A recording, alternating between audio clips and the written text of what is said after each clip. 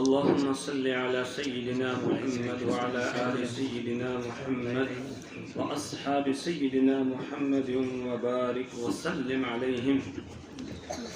الحمد لله كفى وسلام على عباده الذين اصطفى. أما بعد، أعوذ بالله من الشيطان الرجيم. بسم الله الرحمن الرحيم. وقل رب أدخلني مدخل صدق وأخرجني مخرج صدق واجعل لي من لدنك سلطانا نصيرا. وقل جاء الحق وزهق الباطل إن الباطل كان زهوقا. وقال في مقام آخر إن الذي فرض عليك القرآن لرادك إلى معاد. قل ربي أعلم من جاء بالهدى ومن هو في ضلال مبين. وما كنت ترجو أن يلقى إليك الكتاب إلا رحمة من ربك. صدق الله العظيم وصدق رسوله النبي الكريم ونحن على ذلك من الشاهدين والشاكرين والحمد لله رب العالمين. رب اشرح لي صدري ويسر لي أمري واحلل عقدة من لساني يفقهوا قولي. رب زدني علما سبحانك لا علم لنا إلا ما علمتنا إنك أنت العليم الحكيم. عقیدت اور محبت کے ساتھ درود پاک پڑھ لیں. اللہم صلی علی سیدنا محمد وعلی آل سیدنا محمد واصحاب سیدنا محمد وبارک وسلم علیہم.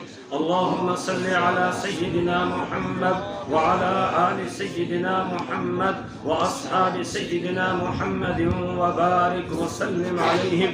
اللهم صل على سيدنا محمد وعلى آل سيدنا محمد وأصحاب سيدنا محمد وبارك وسلم عليهم. برادران اسلام، واجب الاحترام محترم بزرگوں، میرے ایمانی بھائیوں اور اسٹیج پر موجود علماء کرام کا ایک جمع غفیر، آج اللہ نے ہم سب کو یہ سعادت نصیب کی کہ آج اس موقع پر ہم سب یہاں حاضر ہوئے. اللہ کا شکر ادا کریں اس پر کہ ان تین بچوں نے اللہ کے قرآن کو زبانی یاد کر کے اپنے سینے کے اندر محفوظ کر لیا اور اپنے سینے کی نسبت براہ راست اللہ کے حبیب محمد عربی صلی اللہ علیہ وسلم کے ساتھ جوڑ لی. یہ اللہ کا کرم ہے، اللہ کا فضل ہے کہ اس پروردگار نے ان بچوں کو یہ نعمت نصیب کی. قرآن جیسی نعمت اللہ تبارک و تعالیٰ نے نصیب کی. اللہ تعالیٰ قرآن پاک میں فرماتے ہیں ثم اورثنا الكتاب الذين اصطفينا من عبادنا فمنهم ظالم لنفسه ومنهم مقتصد ومنهم سابق بالخيرات. کہ ثم اورثنا الکتاب، پھر ہم اپنی اس کتاب کا وارث بناتے ہیں، یعنی قرآن پاک کا علم ہم دیتے ہیں. ثم اورثنا الکتاب الذین اصطفینا من عبادنا، ان لوگوں کو جن کو ہم اپنے بندوں میں سے منتخب کرتے ہیں. جس کو اللہ منتخب کرتا ہے اس کو یہ نعمت ملتی ہے، ہر کسی کو یہ نعمت نہیں ملتی ہے. یہ وہ دولت ہے، وہ نعمت ہے جس کو مال و دولت کے ذریعہ سے نہیں خریدا جا سکتا ہے، عہدے کے ذریعہ سے نہیں خریدا جا سکتا ہے. ان بچوں کو اللہ نے وہ نعمت دی ہے جو وزیروں کے پاس نہیں ہے، جو بادشاہوں کے خزانے میں نہیں ہے، جو امیروں کے پاس نہیں ہے. اگر یہ دولت مال، اگر یہ قرآن کی نعمت مال کے ذریعہ سے خریدی جاتی تو پھر شاید ہمارے پاس یہ نعمت نہ پہنچتی. پھر تو وہ بمبئی کے سیٹھ جو ہے وہی اس کو لے جاتے، پھر شہر کے مالدار لوگ لے جاتے، پھر یہ گاؤں کے بچے، دیہات کے رہنے والے بچے، ان کو یہ نصیب نہ ہوتی. یہ اس کا کرم ہوتا ہے، جس کو وہ منتخب کرتا ہے اس کو یہ نعمت دیتا ہے. اللہ اکبر. خوش قسمت ہیں یہ بچے، خوش قسمت ہیں ان کے والدین، اور خوش قسمت ہیں ان کی بستی والے بھی، اور خوش قسمت ہیں اس ادارے والے اور اس ادارے کا تعاون کرنے والے کہ اللہ تبارک و تعالیٰ نے ذریعے کے طور پر آپ لوگوں کو استعمال کیا. اور ان بچوں کو اللہ نے وہ نعمت دے دی کہ جو وزیروں کے پاس نہیں ہے، امیروں کے پاس نہیں ہے، بادشاہوں کے پاس نہیں ہے، حکمرانوں کے پاس نہیں ہے. اللہ اکبر. ہم کیا جانے قرآن پاک کی قدر و قیمت کہ یہ کتنی عظیم کتاب ہے. اللہ اکبر. میں نے آپ کے سامنے قرآن حکیم میں سے 2 مقامات سے آیات پڑھی ہیں اور یہ موضوع بنا جس وقت یہ حافظ صاحب یہاں تلاوت فرما رہے تھے، انہوں نے تلاوت کی، اسی میں یہ موضوع بنا۔ میرے ذہن میں آ گیا وَقُلْ رَبِّ أَدْخِلْنِي مُدْخَلَ صِدْقٍ وَأَخْرِجْنِي مُخْرَجَ صِدْقٍ وَاجْعَلْنِي مِن لَّدُنكَ سُلْطَانًا نَصِيرًا۔ میں آپ کے سامنے بتاؤں گا کہ قرآن پاک کتنی عظیم کتاب اور کتنی عظیم یہ دولت ہے، لیکن اس سے پہلے ایک مضمون ہے، وہ یہ ہے کہ اللہ کے حبیب محمد عربی صلی اللہ علیہ وسلم مکہ المکرمہ میں ایک لمبے عرصے تک زندگی بسر کرتے ہیں اور سارے لوگ آپ کو الصادق الامین کہتے ہیں۔ 40 بہاریں آپ کی زندگی کی، آپ کی عمر کی مکہ المکرمہ میں گزرتی ہے، کوئی ایک آدمی بھی آپ کی مخالفت کرنے والا نہیں ہے، سب آپ سے محبت کرنے والے ہیں، سب آپ کو الصادق الامین کہتے ہیں۔ لیکن جیسے ہی آپ ان کو اقرأ بسم ربک الذی خلق خلق الانسان من علق اقرأ وربک الاکرم کا پیغام سناتے ہیں، یعنی اللہ کا پیغام سناتے ہیں، قرآن پاک ان کو سناتے ہیں، وہ لوگ آپ کے مخالف ہو جاتے ہیں۔ آپ ان کو اللہ کی وحدانیت اور توحید کی دعوت دیتے ہیں۔ آپ نے سب کو کوہ صفا کے پاس جمع کیا، صفا پہاڑی پہ آپ کھڑے ہوئے، آپ نے آواز لگائی یا صباحا یا صباحا، یہ آواز آپ نے لگائی، یہ آواز یہ علامت ہوتی تھی کوئی خطرے کی بات ہے، اس لیے سارے لوگ جمع ہو جاتے تھے۔ جب سب لوگ وہاں جمع ہو جاتے ہیں، رسول اکرم صلی اللہ علیہ وسلم نے ان لوگوں سے یہ کہا بتاؤ میں نے اپنی زندگی کی 40 بہاریں تمہارے درمیان گزاری ہیں، ایک لمبا عرصہ گزارا ہے، کیف وجدتمونی، تم نے مجھے کیسے پایا؟ سب نے بیک زبان جواب دیا جربناک مرارا فما وجدنا منک الا صدقا، ہم نے آپ کو بارہا آزمایا ہے لیکن ہم نے سچائی کے علاوہ کچھ بھی نہیں دیکھا ہے۔ اس کے بعد آپ نے فرمایا میں اونچائی پر ہوں، اگر میں یہ کہوں کہ پیچھے سے ایک لشکر ہے پہاڑی کے پیچھے جو تم پہ حملہ آور ہونے والا ہے، کیا مانو گے؟ ان لوگوں نے کہا بالکل ہم مانیں گے، کیونکہ آج تک آپ نے کبھی جھوٹ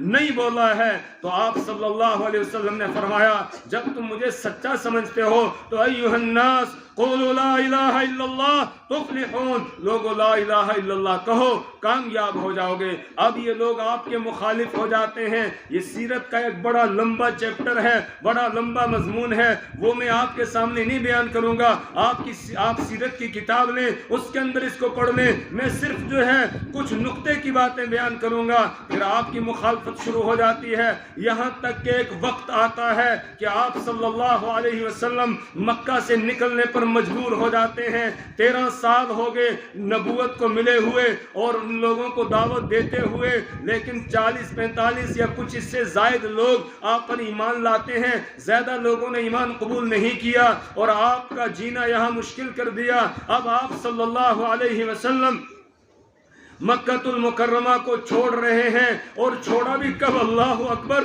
کن حالات میں آپ مکہ کو چھوڑ رہے ہیں؟ اذ یمکر بک الذین کفروا لیثبتوک او یقتلوک او یخرجوک ویمکرون ویمکر اللہ واللہ خیر الماکرین۔ اللہ فرماتے اذ یمکر بک الذین کفروا، جس وقت کے کافر لوگ آپ کے خلاف تدبیریں کر رہے تھے، اذ یمکر بک الذین کفروا لیثبتوک، کہ آپ کو قید کر دیں، او یقتلوکا، یا آپ کو قتل کر دیں، او یخرجوکا، یا آپ کو ملک بدر کر دیں۔ یہ پلاننگ ان کی ہو رہی تھی۔ دار الندوہ کے اندر انہوں نے مشورہ بلایا ہے، میٹنگ بلائی ہے، اور اس میں پھر یہ طے ہو جاتا ہے کہ آج ان کو قتل کر دیا جائے گا، اور اس کے لیے ہر خاندان کے ایک نوجوان کو منتخب کیا جاتا ہے۔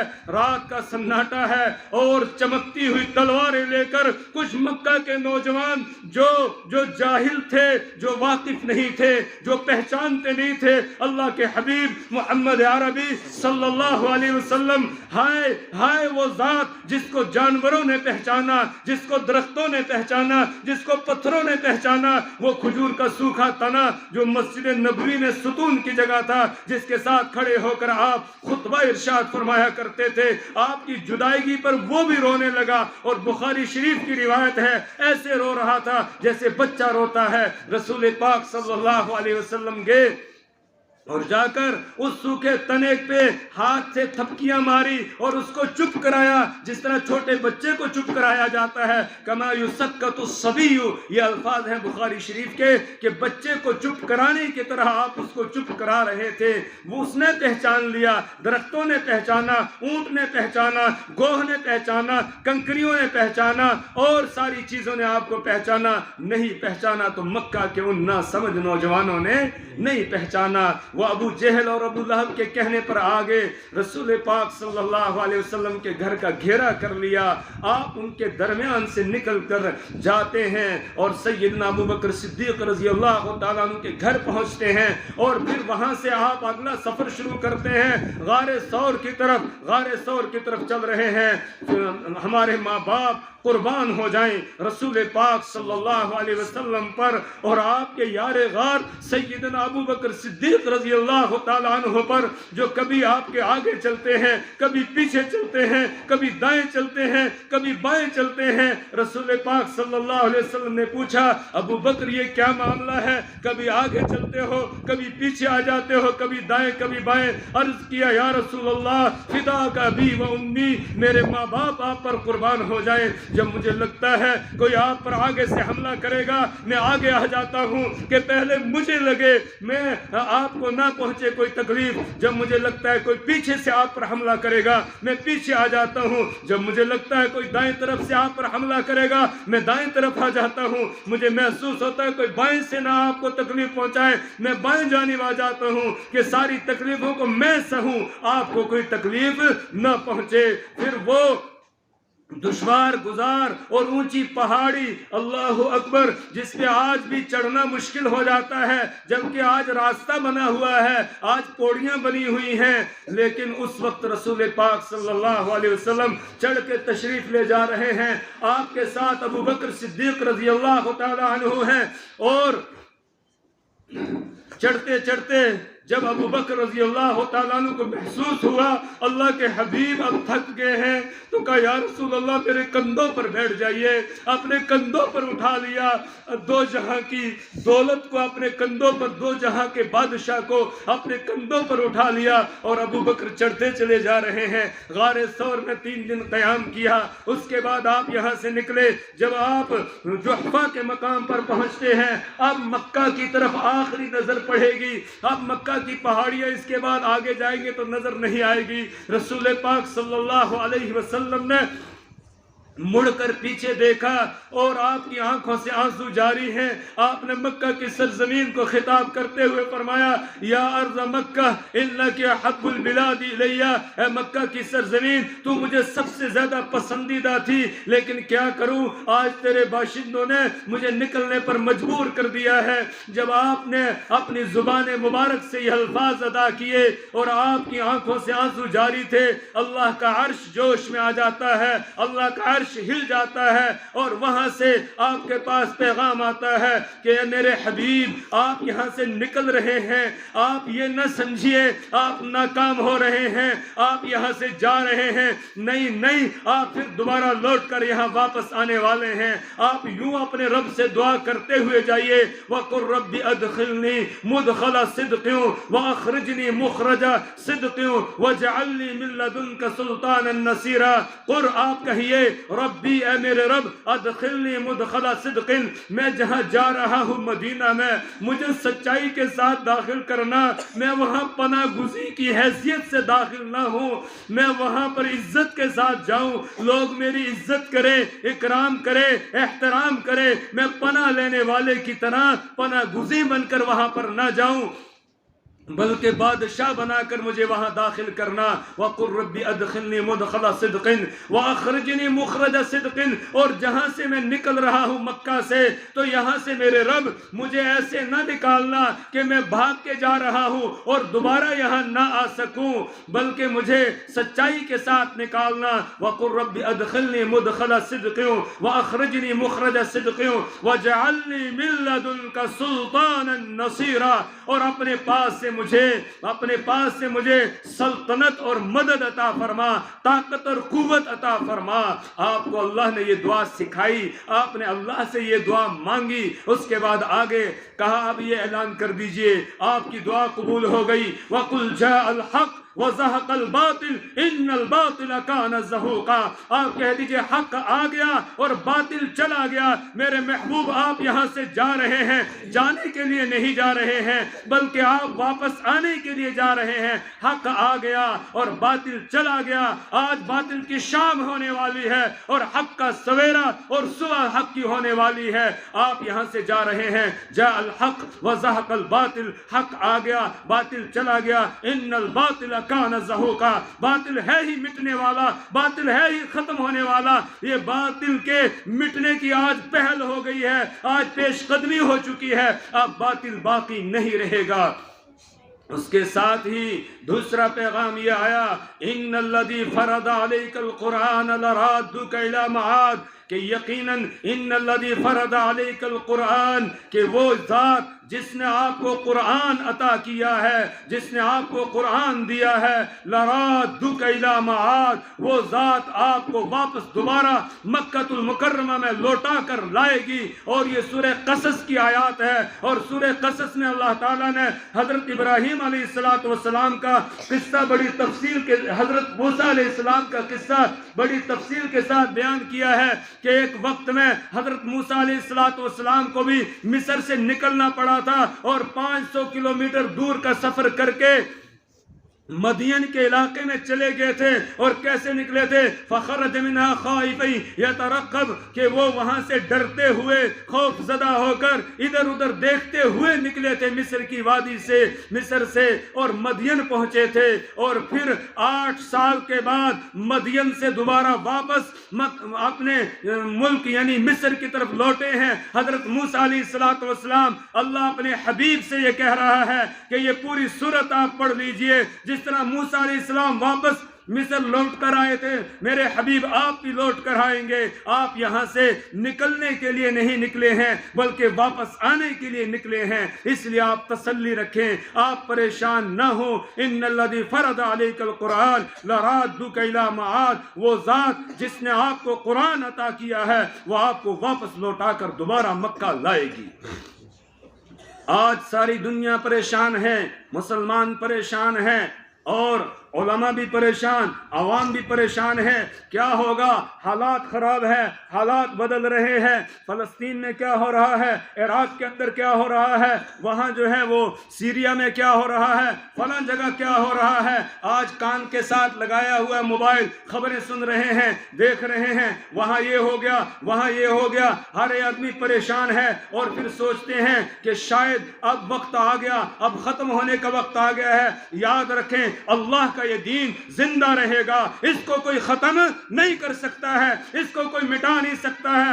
آج وہ حالات نہیں ہیں جو حالات محمد عربی صلی اللہ علیہ وسلم کے زمانے میں تھے۔ اس وقت تو مشرکین یہ کہتے تھے یہ اس کا تو کوئی بچہ زندہ نہیں رہتا ہے، کوئی بیٹا زندہ نہیں رہتا ہے، بس یہ چند دن ہے، اس کے بعد کوئی اس کا نام لینے والا نہیں ہوگا۔ رب نے کہا انا اعطیناک الکوثر فصل لربک وانحر ان شانئک هو الابتر۔ میرے حبیب میں نے آپ کو کوثر عطا کی ہے، انا اعطیناک الکوثر، خیر کثیر دے دی، جتنی بھلائیاں ہو سکتی تھی وہ ساری ہم نے آپ کو دے دی ہے۔ آپ اپنی مشن پہ لگے رہیے۔ فصل لربک وانحر، اپنے رب کے لیے نماز پڑھیے، قربانی کیجیے۔ ان شانئک هو الابتر، بے شک آپ کا جو دشمن ہے وہی دم کٹا رہے گا، اسی کی نسل نہیں چلے گی۔ آج ابو لہب کی نسل نہیں ہے، آج ابو جہل کی نسل نہیں ہے، وہ ختم ہو گئے، ان کا کوئی نام لینے والا نہیں ہے۔ عتبہ شیبہ چلے گئے، ان کا کوئی نام لینے والا نہیں ہے۔ اور رسول ہاشمی محمد عربی صلی اللہ علیہ وسلم کا اس میں گرامی کوئی سیکنڈ ایسا نہیں گزرتا ہے کہ جس میں کہیں سے اشہد ان محمد رسول اللہ کی آواز بلند نہ ہو رہی ہو۔ یہ سورج چکر لگاتا ہے نا، چلتا ہے تو کسی جگہ نماز کا ٹائم ختم ہو رہا اور کسی جگہ شروع ہو رہا ہے۔ جی تو ہر وقت جو ہے ہر سیکنڈ میں کسی نہ کسی جگہ نماز کا وقت شروع ہو رہا ہے اور اذان دی جا رہی ہے، اور اشہد ان لا الہ الا اللہ کے بعد اشہد ان محمد رسول اللہ کی صدا بلند ہو رہی ہے۔ ورفعنا لک ذکرک۔ تو آج حالات ویسے نہیں ہیں، اس لیے مایوس ہونے کی کوئی ضرورت نہیں ہے، پریشان ہونے کی کوئی ضرورت نہیں ہے۔ حالات آتے ہیں اور پھر چلے جاتے ہیں۔ ایک وقت وہ بھی تھا جس وقت ہلاکو خان نے بغداد پر حملہ کیا اور 1,06,00,000 مسلمانوں کو شہید کیا۔ کتنے؟ 1,06,00,000 مسلمانوں کو ہلاک کیا، اور گھوڑوں کے جو ٹانگیں ہیں وہ مسلمانوں کے خون کے ساتھ بھری ہوئی ہوتی تھی، اور مسلمانوں کی کتابوں کی لائبریریوں کی لائبریریاں دجلہ کے اندر، دریائے دجلہ کے اندر ڈال دی، اور اس کا پانی سیاہی کی طرح ہو گیا تھا۔ اب سے اگر کوئی کچھ لکھنا چاہتا وہ پانی لے کر اس سے لکھ سکتا تھا۔ اتنے مظالم ڈھائے گئے۔ ختم ہو گئے مسلمان ہیں جی؟ ختم ہو گئے؟ اسلام مٹ گیا؟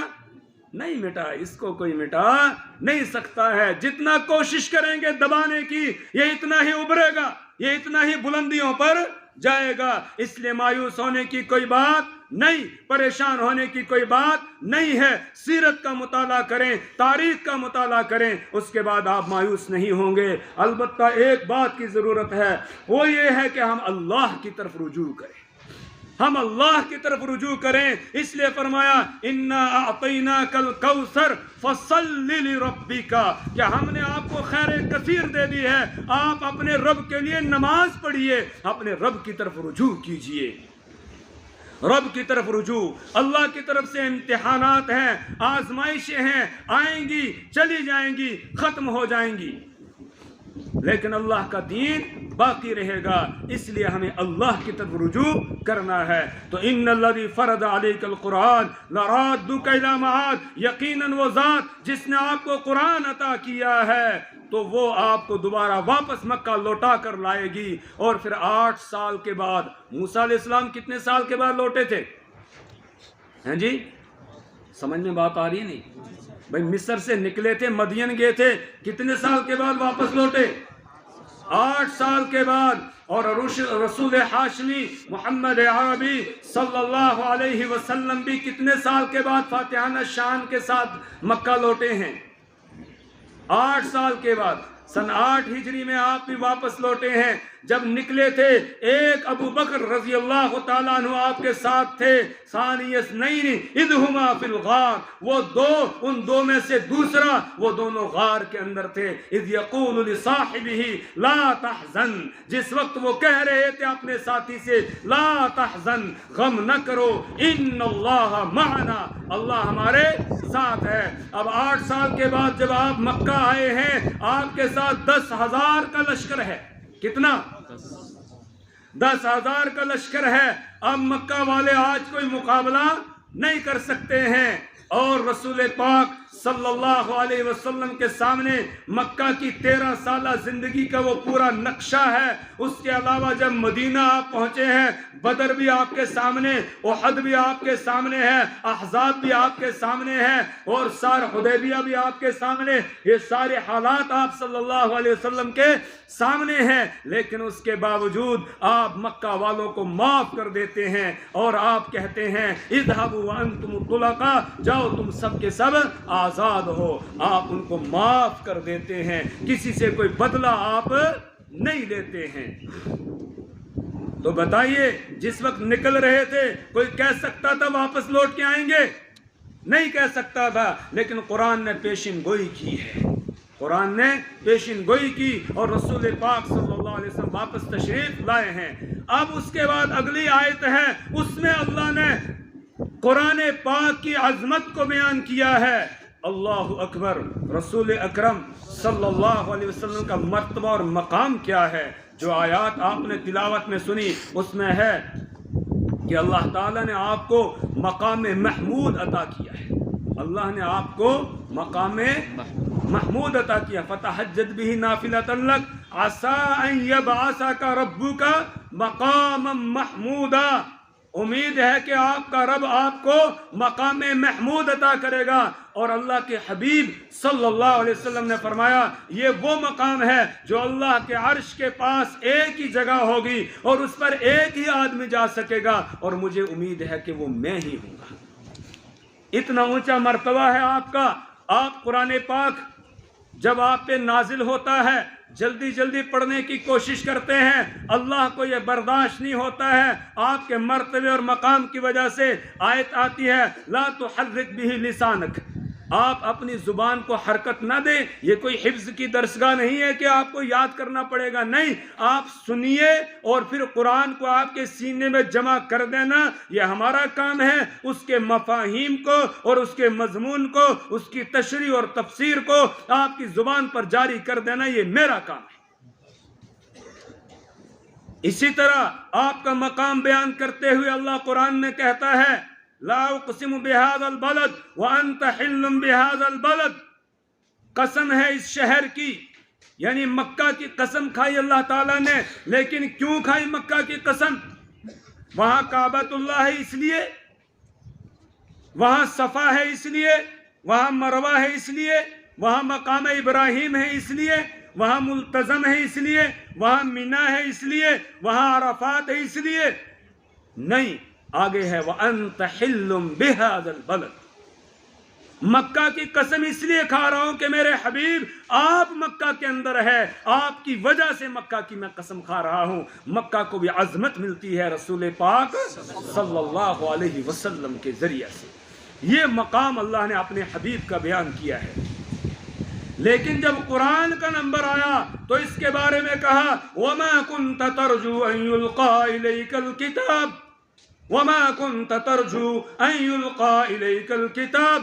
میرے حبیب آپ کو بھی امید نہیں تھی کہ آپ کو یہ کتاب دے دی جائے گی. نہیں سمجھ میں آیا؟ یعنی آپ نے کبھی سوچا بھی نہیں تھا کہ آپ کو یہ قرآن پاک دیا جائے گا. آپ نے کبھی سوچا نہیں تھا یہ دیا جائے گا. یہ تو اللہ نے کرم کیا کہ اس پروردگار نے آپ کو یہ کتاب عطا کی. وَمَا كُنْتَ تَرْجُو أَن يُلْقَى إِلَيْكَ الْكِتَابِ إِلَّا رَحْمَةً مِّن رَبِّكَ. آپ کو امید نہیں تھی کہ آپ کو یہ کتاب دی جائے گی، آپ قرآن والے بنیں گے، آپ حافظ قرآن ہوں گے، یہ آپ کو امید نہیں تھی. اور آپ صلی اللہ علیہ وسلم کے بعد ہر اس شخص سے یہ خطاب ہے جس کو اللہ نے یہ کتاب دے دی ہے، یہ قرآن دیا ہے. ان 3 بچوں سے جن کی آج دستار بندی ہوئی ہے ان کو بھی یہ خطاب ہے وَمَا كُنْتَ تَرْجُو أَن يُلْقَى إِلَيْكَ الْكِتَابِ، کہ تمہیں یہ امید نہیں تھی کہ تمہیں یہ کتاب دی جائے گی. إِلَّا رَحْمَةً مِّن رَبِّكَ، یہ تو اس کے کرم سے ملی ہے. جس پر وہ کرم کرتا ہے اس کو یہ نعمت ملتی ہے، اس کو یہ دولت ملتی ہے. کسی کو قرآن پاک پڑھنا نصیب ہو جائے، کسی کو قرآن پاک پڑھانا نصیب ہو جائے، چاہے نورانی قاعدہ ہی اس کو پڑھانا نصیب ہو جائے، یسرنا القرآن پڑھانا اس کو نصیب ہو جائے، وہ اپنے آپ کو خوش قسمت سمجھے، اپنے آپ کو وہ خوش قسمت اور خوش بخت سمجھے کہ اللہ نے اس پر کرم کیا ہے، اپنی کتاب کے ساتھ اس کے رشتے کو جوڑ دیا ہے. کیونکہ یہ وہ نعمت ہے جس کا احسان اللہ اپنے نبی پر جتلا رہا ہے کہ آپ کو بھی امید نہیں تھی، ہم نے آپ کو یہ کتاب دی ہے. وَمَا كُنْتَ تَرْجُو أَن يُلْقَى إِلَيْكَ الْكِتَابِ إِلَّا رَحْمَةً مِّن رَبِّكَ يَا أَيُّهَا النَّاسُ قَدْ جَاءَتْكُمْ مَوْعِظَةٌ مِّن رَبِّكُمْ وَشِفَاءٌ لِّمَا فِي الصُّدُورِ وَهُدًى وَرَحْمَةٌ لِّلْمُؤْمِنِينَ. یہاں بھی اللہ نے یہی بیان کیا، لوگوں تمہارے پاس میری آخری کتاب آ چکی ہے، یہ ایک نصیحت نامہ ہے، اس میں دل کی بیماریوں کا علاج ہے، یہ سرچشمہ ہدایت ہے، اور یہ ایمان والوں کے لیے باعث رحمت ہے. اللہ یہ ملے گی کیسے؟ قُلْ بِفَضْلِ اللَّهِ وَبِرَحْمَتِهِ، جس پر اللہ کا فضل ہوگا اس کو ملے گی. آج اللہ نے ان بچوں پر فضل کیا کہ ان کو اللہ نے اپنی کتاب دے دی، اور جب یہ کتاب کسی کو مل جاتی ہے اس کے بعد پھر اس کی ذمہ داری کیا ہے وہ آگے بیان کی گئی. فَلَا تَكُونَنَّ ظَهِيرًا لِلْكَافِرِينَ، کہ اب قرآن مل گیا، جس کو قرآن مل گیا اب وہ نافرمانوں کا مددگار نہ بنے، اب وہ ظالموں کا ساتھ نہ دے، اب وہ فاسقوں اور فاجروں کا ساتھ نہ دے۔ وَلَا تَكُونَنَّ ظَهِيرًا لِلْكَافِرِينَ، پہلا حکم اس کی طرف یہ متوجہ ہوا، اب وہ کسی ظالم کا ساتھ نہ دے۔ اور ظالم کا ساتھ دینے کا مطلب کیا ہے؟ میرے استاد محترم حضرت مفتی فیض الوحید صاحب نور اللہ مرقدہ، اللہ ان کی قبر کو نور سے منور فرمائے، اللہ ان کی قبر پر کروڑوں رحمتیں نازل فرمائے۔ انہوں نے گھر گھر قرآن پہنچانے کی کوشش کی اور الحمدللہ وہ اپنی کوشش میں کامیاب بھی ہوئے، اور انہوں نے خود اس کا جاتے ہوئے اعتراف بھی کیا کہ میں نے اپنی زندگی کا موضوع بنایا تھا قرآن پاک کو کہ لوگ قرآن کے ساتھ جڑ جائیں، اور کہا الحمدللہ اللہ نے مجھے کامیاب کر دیا۔ ان کی زبانی میں نے سنا، حضرت فرماتے تھے کہ ظالم کا ساتھ دینے والا کون ہے؟ حضرت عبداللہ ابن مبارک رحمہ اللہ کے پاس ایک درزی آیا اور آ کر اس نے کہا کہ آپ جانتے ہیں اس وقت کے جو حکمراں ہیں یہ ظالم ہیں، لوگوں پر ظلم کرتے ہیں، زیادتیاں کرتے ہیں، تو میں درزی ہوں، کبھی ان میں سے کوئی پولیس والا کوئی دوسرا جو ظالم ہے لوگوں پر ظلم ڈالتا ہے وہ میرے پاس کپڑے سلانے کے لیے آ جاتا ہے، تو کیا میں ان کے کپڑے سل سکتا ہوں؟ کہیں میں ظالموں کا ساتھ دینے والا تو نہیں ہوں؟ تو حضرت عبداللہ ابن مبارک رحمہ اللہ نے جواب دیا، تم ظالموں کا ساتھ دینے والے نہیں بلکہ تم تو خود ظالم ہو، تم ظالموں کا ساتھ دینے والے نہیں، ان کے کپڑے سی کر جو ان کو دے رہے ہو تو تم خود کیا ہو؟ ظالم ہو۔ کہا پھر وہ ظالم کا ساتھ دینے والا کون ہے؟ کہا وہ آدمی ہے جس نے یہ سوئی بنائی ہے، جس سوئی کے ذریعے سے تم کپڑے سی کر ان کو دے رہے ہو، وہ سوئی بنانے والا ظالم کا ساتھ دینے والا ہے، تو براہ راست کیا ہے؟ ظالم ہے۔ معلوم ہوا جن کو قرآن کی نعمت مل جائے وہ کسی ظالم کا ساتھ نہیں دیں گے، وہ پھر جھوٹے اور مکار قسم کے جو حکمراں ہیں ان کی ہاں میں ہاں نہیں ملائیں گے، ان کی ہاں میں ہاں ان کو نہیں ملانی ہے۔ اللہ کے رسول صلی اللہ علیہ وسلم نے ارشاد فرمایا انه سيكون بعد امراء فمن دخل عليهم فصدقهم بكذبهم وعانهم على ظلمهم فليس مني وانا لست منه وليس بوارد علي الحوض، کہ ان قریب ایسے حکمراں آئیں گے جو لوگوں پر مظالم ڈھائیں گے، اب جو آدمی ان کے پاس جائے فمن دخل علیہم فصدقهم بکذبہم، پھر ان کے جھوٹ میں اس کی تصدیق کرے، وعانہم علی ظلمہم، اور ان کے ظلم پر ان کی مدد کرے، ان کا معین اور مددگار ہو جائے، فلیس منی وانا لست من، ان کا مجھ سے کوئی تعلق نہیں ہے، میرا اور ان کا کوئی رشتہ نہیں ہے، ولیس بوارد علی الحوض، اور وہ حوض کوثر پر ہمارے پاس آ نہیں سکے گا۔ پھر فرمایا ومن لم يدخل علیہم، جو ان کے پاس نہیں گیا ہی نہیں ان سے ملنے کے لیے، او دخل علیہم، یا گیا تو صحیح لیکن فلم یصدقہم بکذبہم، ان کی جھوٹی باتوں کی تصدیق نہیں کی، ولم یعنہم علی ظلمہم، اور ان کے ظلم پر ان کا ساتھ نہیں دیا، فہو منی وانا منہ، کہا اس کا اور میرا تعلق ہے، میرا اس کے ساتھ رشتہ ہے، وہو وارد علی الحوض، اور وہ حوض کوثر پر میرے پاس آ سکے گا۔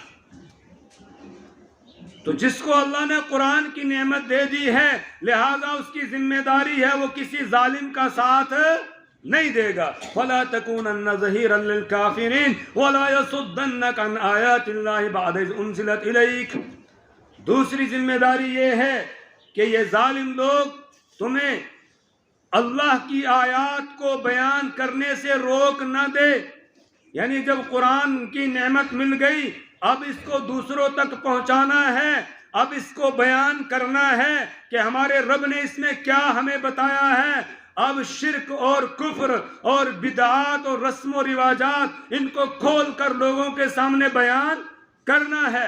اب کوئی مسجد کمیٹی کا صدر یا کوئی دوسرا آدمی آپ کو حق بات بیان کرنے سے روک نہ سکے۔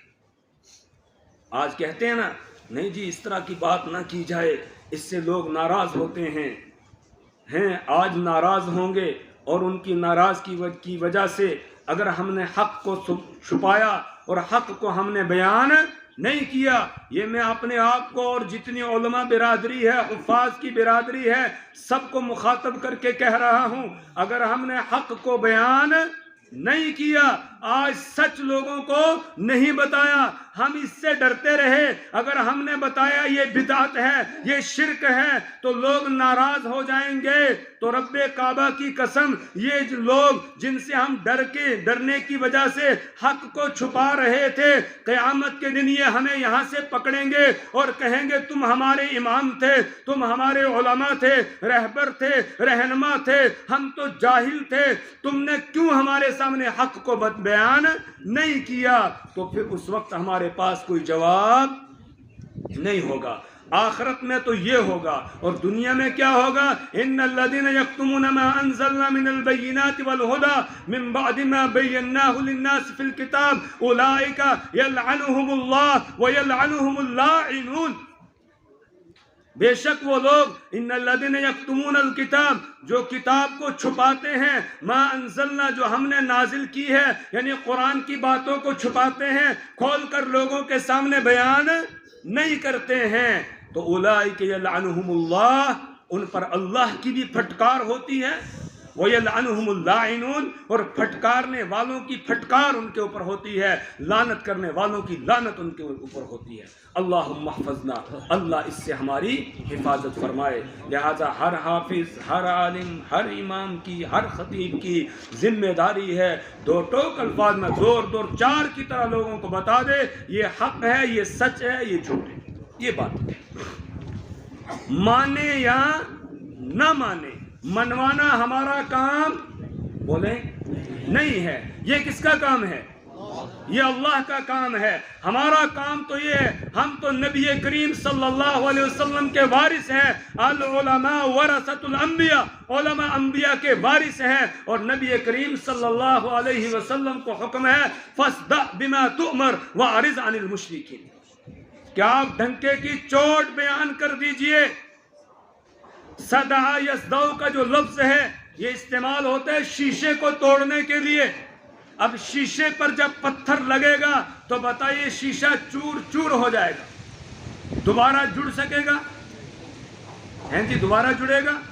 نہیں جڑے گا۔ ہیں اس طرح کا حق کو آپ بتا دیجئے تاکہ باطل کے پرخچے اڑ جائیں اور باطل ریزہ ریزہ ہو جائے، اتنا کھول کے بیان کر دیجئے تاکہ پھر باطل دوبارہ جڑ نہ سکے۔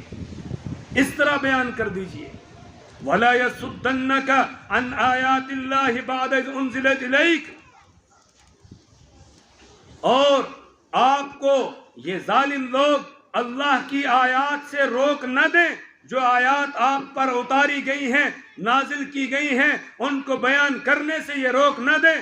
وَدُّوا لَوْ تُدْهِنُوا فَيُدْهِنُونَ، وہ کہتے ہیں تھوڑے تم نرم پڑ جاؤ، تھوڑے ہم بھی نرم ہو جائیں گے۔ کہا نا فَلَا تُطِعْ كُلَّ حَلَّافٍ مَّهِينٍ، آپ اس طرح کے ذلیل و رسوا اور قسم کھانے والے کی ہرگز بات نہ مانیے۔ رسول پاک صلی اللہ علیہ وسلم سے تو ماننے کا تصور بھی نہیں کیا جا سکتا ہے، یہ مجھ سے کہا جا رہا ہے، یا ہر کلمہ پڑھنے والے سے کہا جا رہا ہے۔ حق کو بیان کرنا، حق کو چھپانے کی اجازت تمہیں نہیں۔ وَادْعُ إِلَىٰ رَبِّكَ، اور تیسرا کام یہ ہے کہ لوگوں کو اپنے رب کی طرف بلاؤ، لوگوں کو اپنے رب کی طرف بلاؤ، حق کی دعوت دو، لوگوں کو حق کی طرف بلاؤ۔ یہ کس کی ذمہ داری ہے؟ جس کو قرآن کی نعمت مل گئی ہے۔ وَادْعُ إِلَىٰ رَبِّكَ وَلَا تَكُونَنَّ مِنَ الْمُشْرِكِينَ، اور مشرکین میں سے نہ بننا، شرک والوں کے ساتھ نہ چلنا۔ اگر حق کو بتاتے رہو گے تو شرک سے بچ جاؤ گے، اور اگر حق کو نہیں بیان کیا پھر تمہارے بھی شرک کے اندر ملوث ہونے کا اندیشہ ہے۔ کتنے ایسے ہیں جنہوں نے حکمتوں اور مصلحتوں سے کام لیا، اور لوگوں کو حق بات نہیں بیان کی، آگے ان کی نسلیں خود شرک کے اندر مبتلا ہو. وہ سمجھتے رہے اگر ہم نے حق کو بتایا، اگر ہم نے شرک کو واضح کر کے بیان کیا تو پھر لوگ ناراض ہو جائیں گے، مریدین چھوڑ دیں گے، پھر مریدین جو ہے ناراض ہو جائیں گے. پھر کیا ہوا؟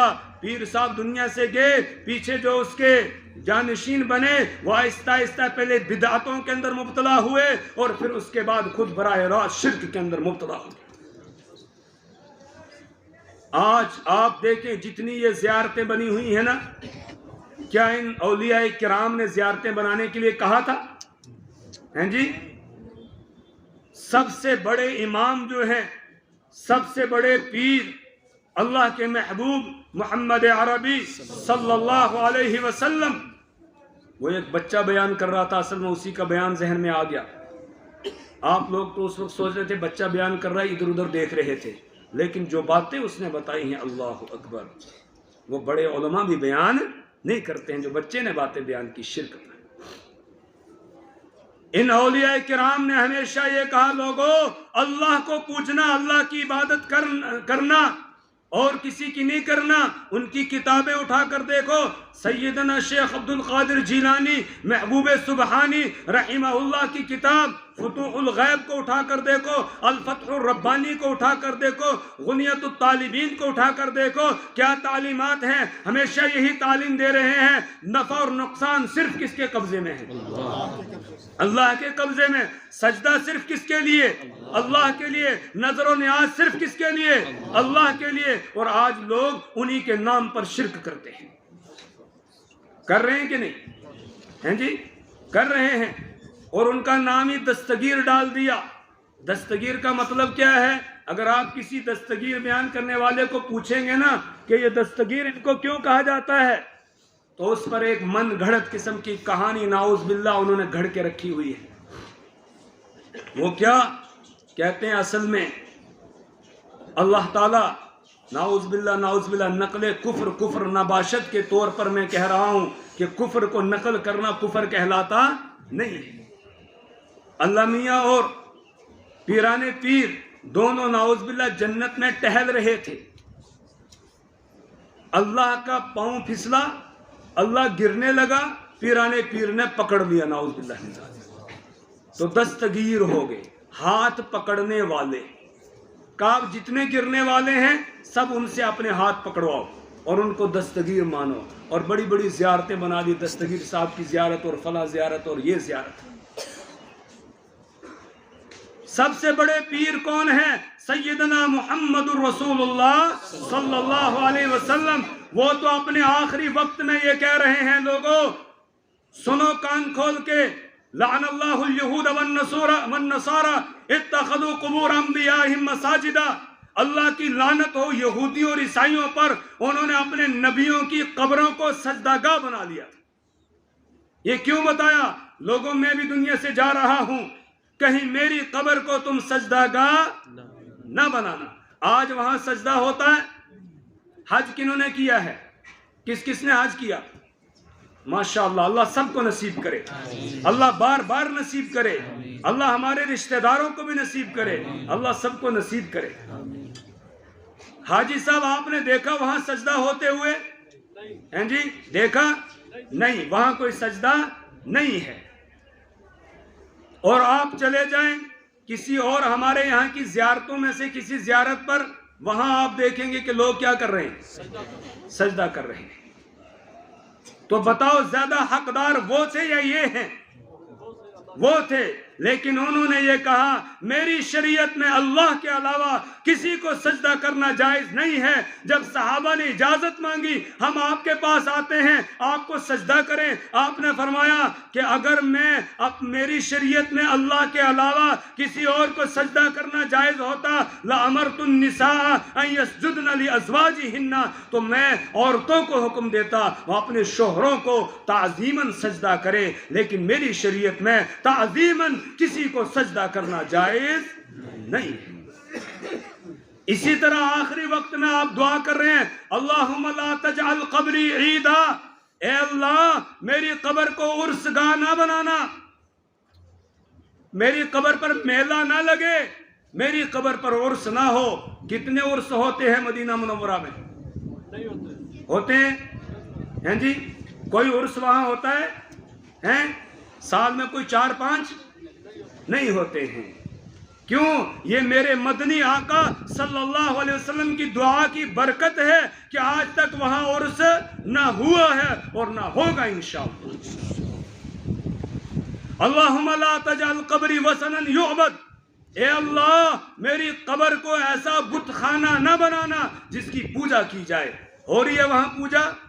نہیں ہے. اور کلیئر شریف چلے جائیں تو کیا ہو رہا ہے جی؟ پوجا ہو رہی ہے.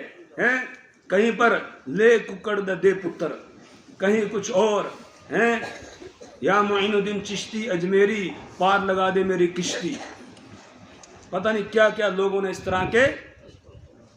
یا بابا شاہ کمال پتر دئی رتا لال. پتر کون دیتا ہے؟ اللہ دیتا ہے. یہب لمن یشاء اناثا ویہب لمن یشاء الذکور او یزوجہم ذکرانا واناثا ویجعل من یشاء عقیما. 25واں پارہ ہے سورہ شعراء ہے. اس کی آیت ہے آخری رکوع میں. اللہ فرماتے ہیں یہب لمن یشاء اناثا. اللہ جس سے چاہتا ہے بیٹیاں ہی بیٹیاں دیتا ہے. یہب لمن یشاء اناثا ویہب لمن یشاء الذکور. اور جسے چاہتا ہے بیٹیاں بیٹے ہی بیٹے دیتا ہے، بیٹی کوئی نہیں ہوتی ہے. او یزوجہم ذکرانا واناثا. اور جسے چاہتا ہے بیٹے بھی دیتا ہے بیٹیاں بھی دیتا ہے. وَيَجْعَلُ مَن يَشَاءُ عَقِيمًا. اور جسے چاہتا ہے باج بنا دیتا ہے، نہ بیٹے دیتا ہے نہ بیٹیاں دیتا ہے. یہ خزانہ کس کے پاس؟ اللہ کے پاس ہے، کسی اور کے پاس نہیں ہے. تو یہ حق بیان کرنا ہے، علماء کی ذمہ داری ہے کہ وہ حق کو بیان کریں، واضح طور پر لوگوں کو بتا دیں کہ شرک سے بچو، شرک کی معافی نہیں ہے اور سارے گناہ معاف ہو جائیں گے، لیکن مشرک کی معافی نہیں. وہ بچہ بیان کر رہا تھا نا، ان اللہ لا یغفر ان یشرک بہ ویغفر ما دون ذلک لمن یشاء. اللہ مشرک کو معاف نہیں کریں گے، مشرک کے علاوہ جس کو چاہیں گے معاف کر دیں گے. کیوں؟ انہ من یشرک باللہ فقد حرم اللہ علیہ الجنہ ومأواہ النار. جو شرک کرتا ہے اللہ نے اس کے لیے جنت کو حرام کر دیا ہے اور اس کا ٹھکانہ جہنم ہے. اگر ہم نہیں بتائیں گے تو لوگ شرک سے بچیں گے کیسے؟ تو علماء کی ذمہ داری ہے. اس لیے جن کو قرآن کی نعمت مل گئی ان کی یہ ذمہ داری ہے اللہ کی طرف بلاؤ اور مشرکوں کا ساتھ نہ دینا. اور ساتھ ہی آگے وَلَا تَدْعُ مَعَ اللَّهِ إِلَٰهًا آخر. اور اللہ کے ساتھ کسی اور کو نہ پکارنا. دعا اور پکار صرف کس سے؟ اللہ سے. پتر کس سے مانگنا ہے؟ اللہ سے. بیٹا بیٹی کوئی مشکل آ جائے تو کون دور کرے گا؟ کوئی پریشانی آ جائے دور کون کرے گا؟ مشکل کشا، حاجت روا، بیٹے دینے والا، بیٹیاں دینے والا، بیماریوں سے شفا دینے والا، پریشانیوں کو دور کرنے والا صرف اللہ، صرف اللہ. اس کے علاوہ کوئی دوسرا نہیں ہے. وَلَا تَدْعُ مَعَ اللَّهِ إِلَٰهًا آخر لَا إِلَٰهَ إِلَّا هُوَ. لا الہ الا ہوا. اس کے علاوہ کوئی بندگی کے لائق، اس کے علاوہ کوئی الہ نہیں. کوئی بارش برسانے والا نہیں، کوئی زمین سے نباتات کو اگانے والا نہیں ہے، کوئی ندی نالوں کو بہانے والا نہیں ہے، کوئی ہواؤں کو چلانے والا نہیں ہے، کوئی بیٹے دینے والا نہیں ہے، کوئی بیٹیاں دینے والا نہیں ہے، کوئی پریشانیوں کو دور کرنے والا نہیں ہے، کوئی بیماریوں سے شفا دینے والا نہیں. یہ سب لا الہ الا ہوا کا ترجمہ ہے. اب جب آدمی حق بیان کرتا ہے، دو ٹوک الفاظ میں توحید کو بیان کرتا ہے، لوگ اس کے دشمن ہو جاتے ہیں جیسے اللہ کے حبیب محمد عربی صلی اللہ علیہ وسلم کے دشمن ہو گئے تھے. کیا رسول پاک صلی اللہ علیہ وسلم نے ان کی زمینیں چھینی تھی؟ ان کے مکانات چھینے تھے؟ ان کو گالیاں دی تھی؟ ان کو برا بھلا کہا تھا؟ ان کے پیسے چھینے تھے؟ کوئی اور اذیت اور تکلیف پہنچائی تھی؟ نہیں. وہ کیسے تکلیف پہنچا سکتے ہیں جو ایک جانور کی تکلیف کو برداشت نہیں کر سکتے ہیں؟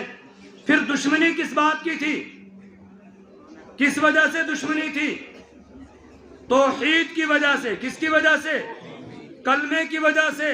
جب تک کلمہ نہیں سنایا تھا تب تک کوئی دشمنی تھی نہیں تھی. جب کہا قولوا لا الہ الا اللہ تفلحون، لوگوں لا الہ الا اللہ کہو کامیاب ہو جاؤ گے.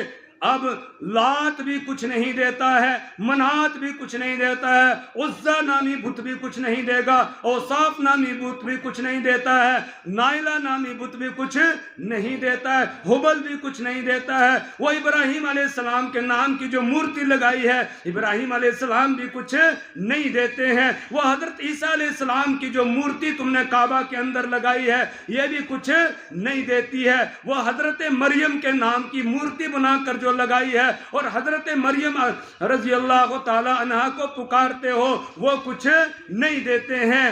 اسی طریقے سے حضرت عیسیٰ علیہ السلام کی مورتی بھی کعبۃ اللہ کے اندر لگائی ہوئی تھی. کہا یہ کچھ نہیں دیتے ہیں، دینے والا کون ہے؟ اللہ ہے. تو دشمن ہو گئے. سب سے پہلے وہ جس نے پیدائش پر مٹھائی تقسیم کی تھی، ابو لہب ہیں. اس نے کہا کہ میرا بھتیجا پیدا ہوا ہے، لہٰذا خوشی میں مٹھائی تقسیم کی، اپنی باندی حضرت سویبہ کو آزاد کر دیا خوشی میں. آج سب سے پہلے پتھر بھی کس نے اٹھایا؟ اسی نے. ولادت پر خوشی منائی، لیکن جب مشن سنایا اپنا تو اس وقت کیا ہو گیا؟ مخالف ہو گیا. سب سے پہلے پتھر اٹھانے والا کون ہے؟ ابو لہب ہے.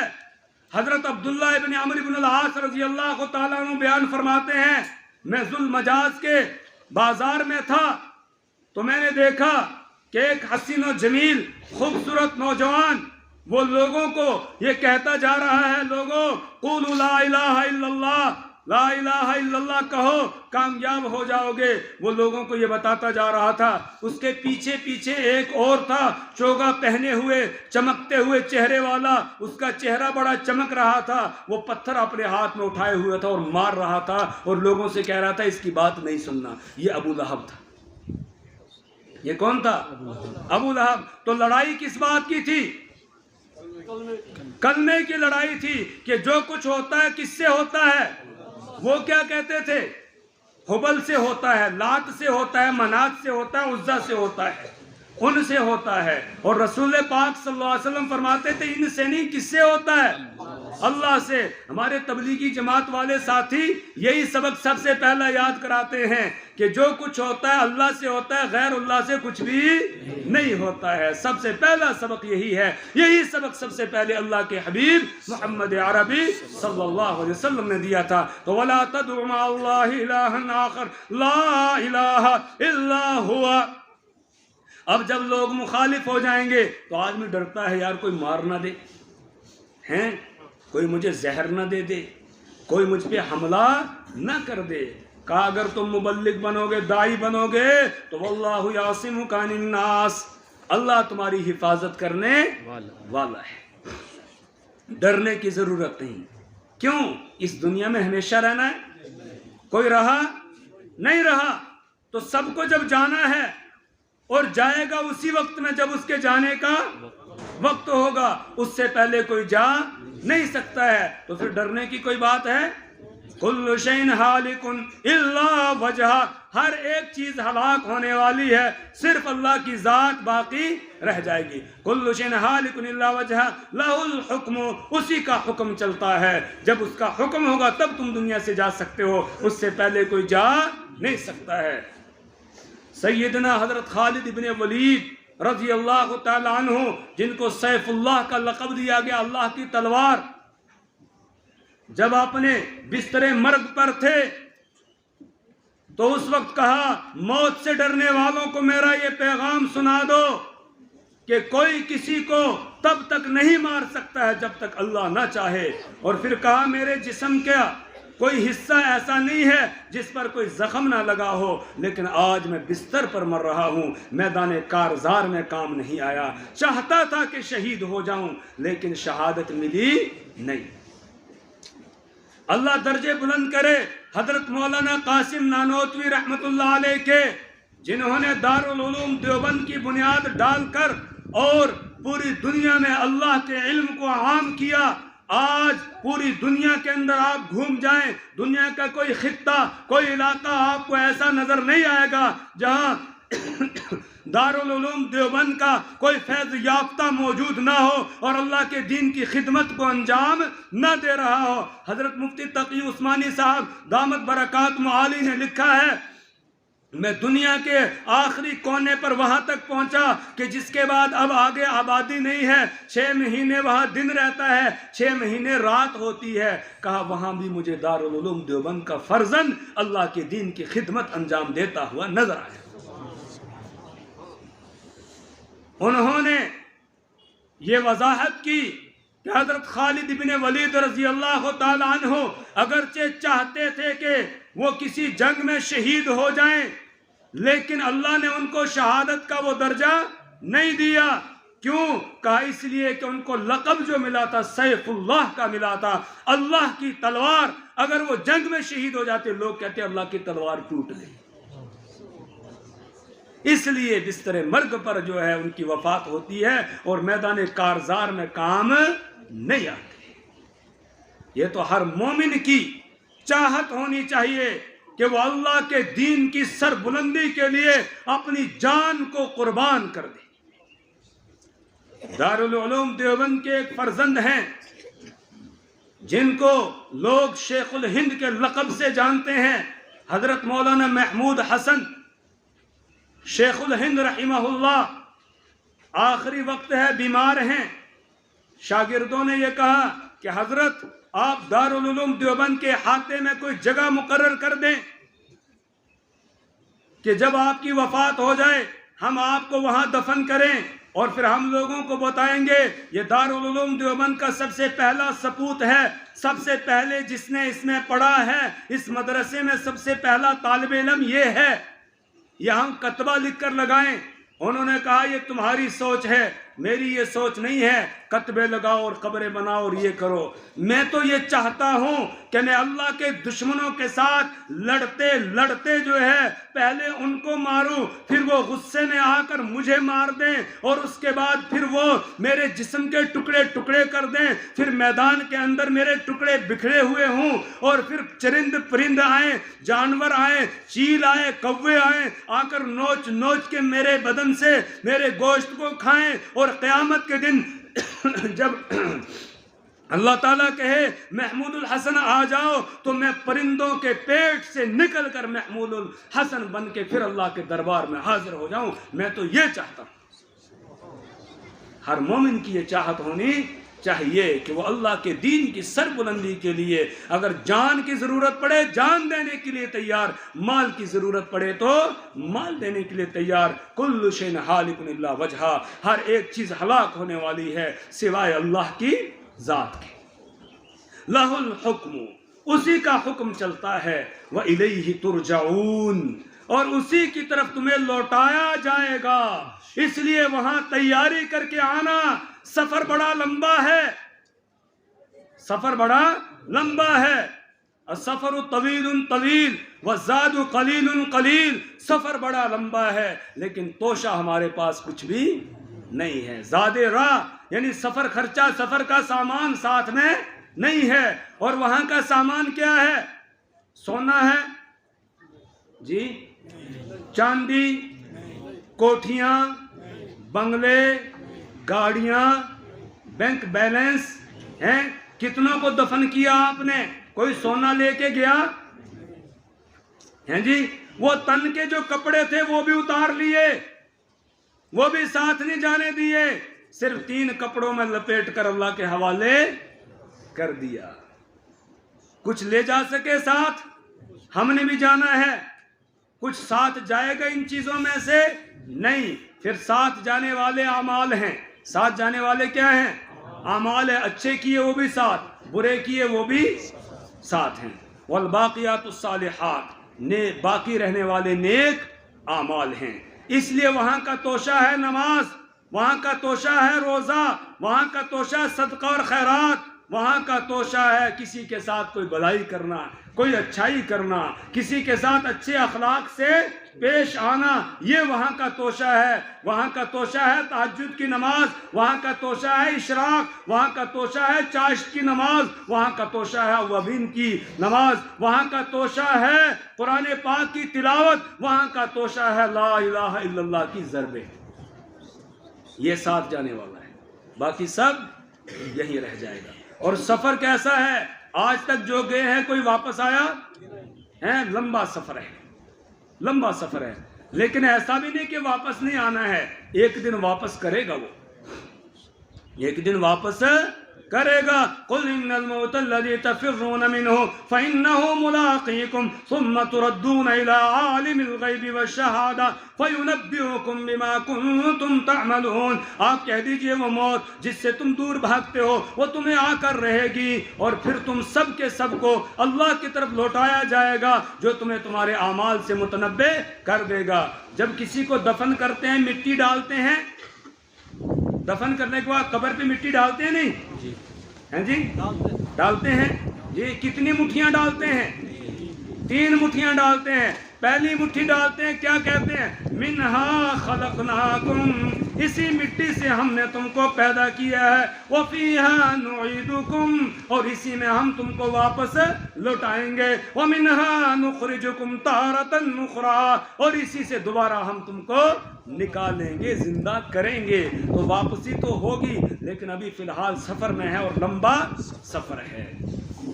اس لیے میرے ایمانی بھائیوں، یہ جو جلسہ ہے، یہ جو مجلسیں ہوتی ہیں، ان کا پیغام یہی ہے، ہم زیادہ سے زیادہ وہاں کا توشہ جی ساتھ لیں۔ اب آپ کی یہ مسجد ہے، یہ بھی کچھ مانگ رہی ہے، یہ بھی کچھ مانگ رہی ہے کہ نہیں؟ اور یہ بھی توشہ بنے گا انشاءاللہ۔ اس کی دیواروں کا کام ہے،